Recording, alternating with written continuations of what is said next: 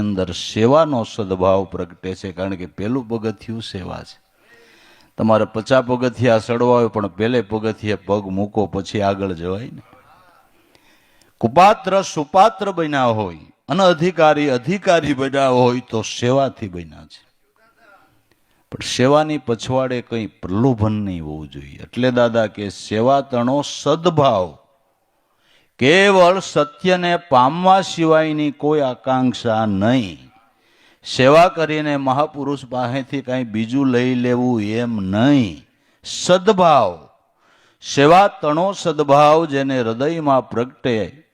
આપણે સેવા શા માટે કરીએ છીએ, સત્સંગ શા માટે કરીએ છીએ? કે કેવળ સ્વરૂપ દર્શનના લાભ માટે. કાર્યના કારણને તો યાદ રાખવું પડે ને. આ કાર્ય શેને માટે કરીએ છીએ એનું કારણ યાદ રાખવું પડે.